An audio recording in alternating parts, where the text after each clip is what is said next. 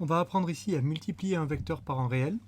Et je vais commencer par un exemple. Vous allez voir que sur les exemples, c'est très simple. La formalisation est un peu compliquée, mais en fait, une fois qu'on a compris les exemples, la formalisation s'éclaire aussi un petit peu. Donc je vous demande ici de dessiner une fois et demi, 1,5 fois le vecteur u. Donc je vais choisir un point, puisque là on vous demande de tracer un représentant de ce vecteur, mais on ne vous donne pas d'origine, donc on va la choisir nous-mêmes.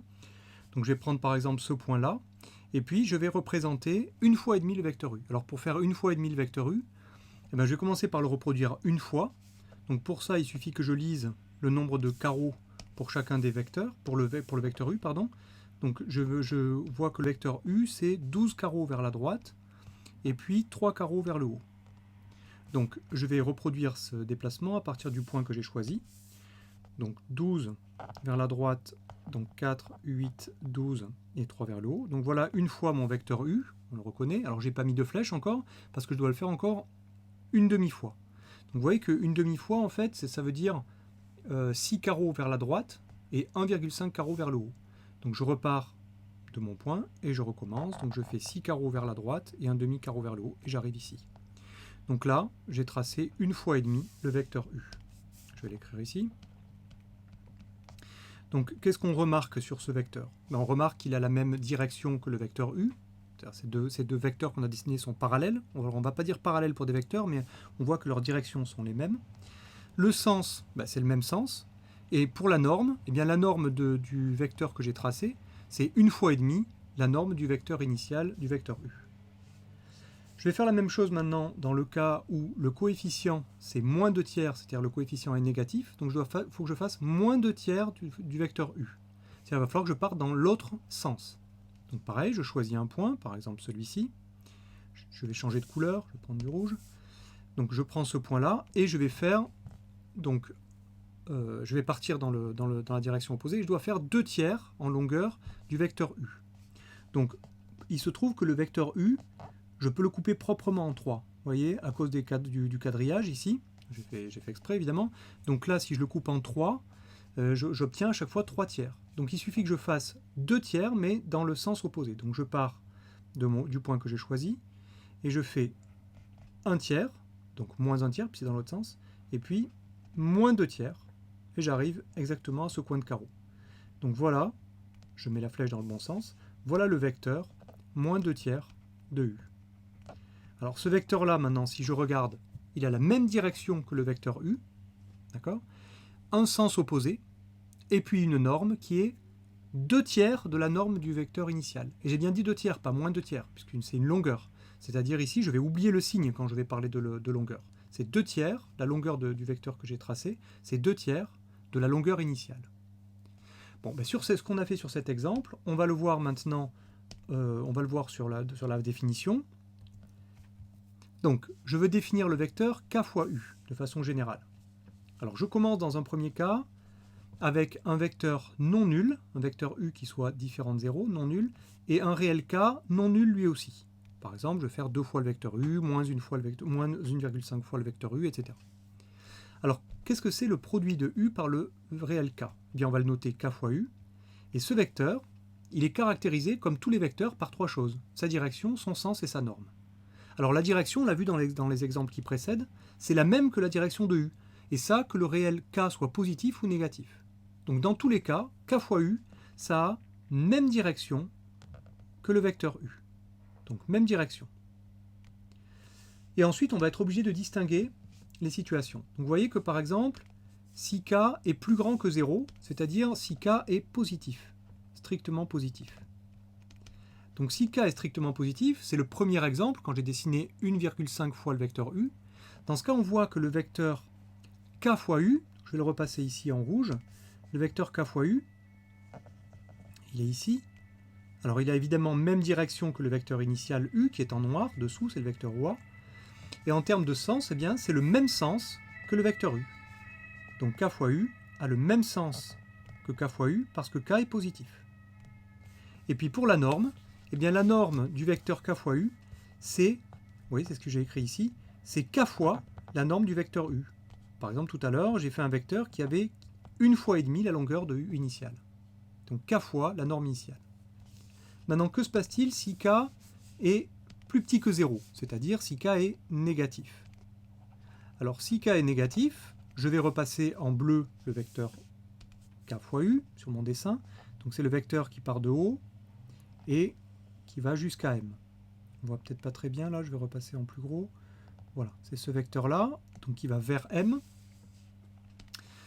Donc quel est le sens de ce vecteur? Bien, on voit que c'est un sens opposé au vecteur OA, exactement comme quand on a tracé le vecteur moins 2 tiers de u, il était opposé en termes de sens à celui de u. Donc le sens est opposé, et ça c'est parce que k est négatif. Sens opposé. Et qu'en est-il de la norme?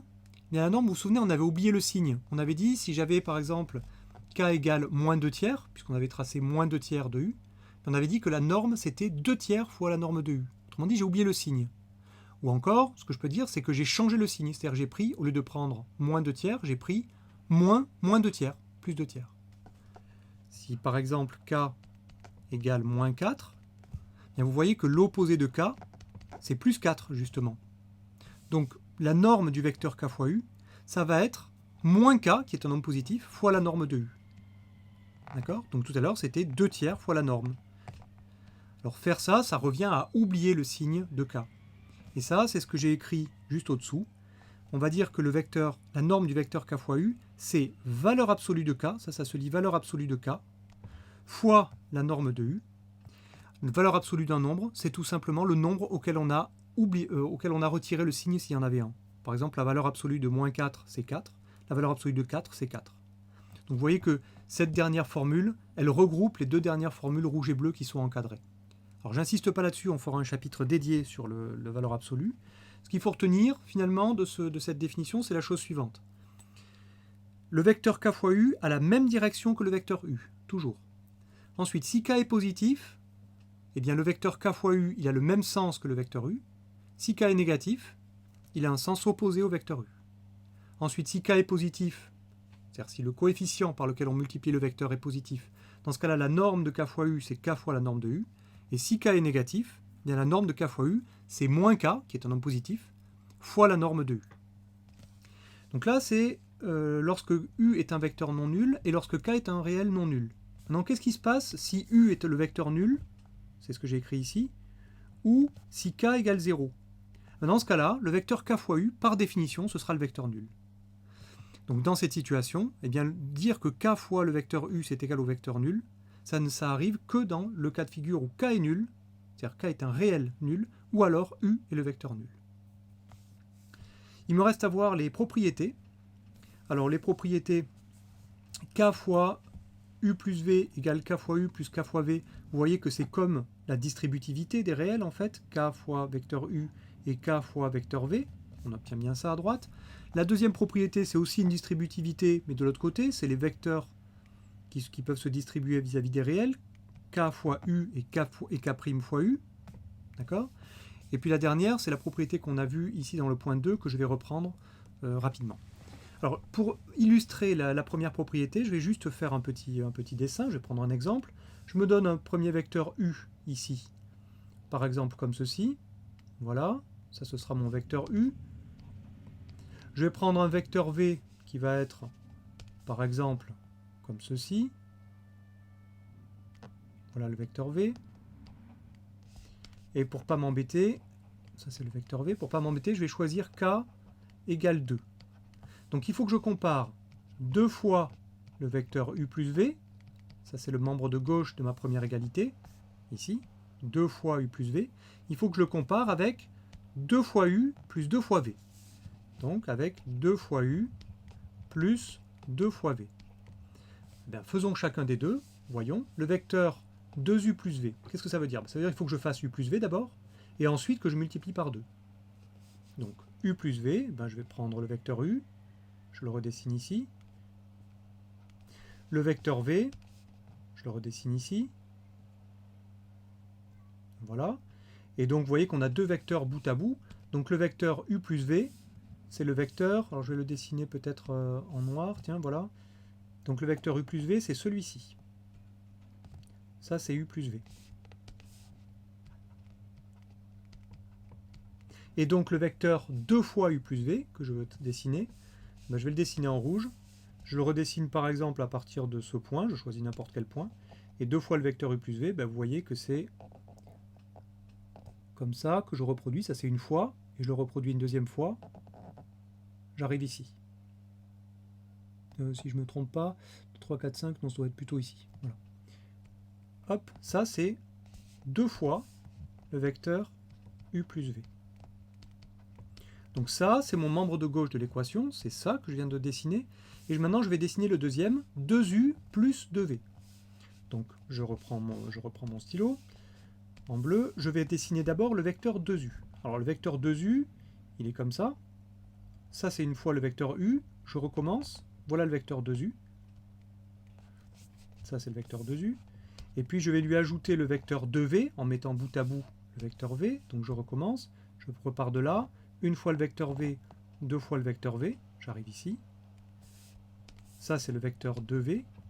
Et donc 2u plus 2v, je le redessine en rouge, c'est le vecteur, je suis parti de là, j'ai mis mes deux vecteurs bout à bout, donc je vais arriver exactement ici. Ça, c'est le vecteur 2u plus 2v. Et qu'est-ce qu'on observe? Eh bien, c'est que les deux vecteurs rouges que j'ai dessinés sont les mêmes. On peut les décrire en disant que c'est 10 carreaux vers la droite et 2 carreaux vers le haut. Bon. Donc c'est évidemment qu'un exemple, mais donc c'est une propriété qui est toujours vraie sur la multiplication d'un vecteur par un réel. J'insiste pas sur la deuxième égalité, donc c'est la même chose. Si je fais 2 plus 3 fois le vecteur u, c'est comme si je faisais 2 fois le vecteur u plus 3 fois le vecteur u. C'est le sens de la deuxième propriété. Et la toute dernière propriété est importante. En fait, elle devrait normalement vous parler, parce que cette dernière propriété, elle ressemble énormément au produit nul. Dire que k fois u égale 0, qu'est-ce que c'est le produit nul pour les réels? Eh bien, c'est que si j'ai x fois y, je suppose que x et y sont des réels, égale 0, ben vous savez que ça signifie que x égale 0 ou y égale 0. Ça, c'est dans R, d'accord? C'est pour les réels. Ben, vous voyez qu'il y a quelque chose de similaire avec la propriété qui est là, sauf qu'il faut quand même faire attention. K fois le vecteur u, dire que c'est le vecteur nul, ça équivaut à dire que ou bien le premier égale 0, mais k c'est un réel, c'est-à-dire k égale 0, ou alors que le deuxième est nul, mais le deuxième c'est un vecteur, c'est-à-dire où u égale vecteur nul. Voilà, il faut juste faire attention à ça, ce qui est réel et ce qui est vectoriel, mais sinon c'est une propriété que vous connaissez déjà.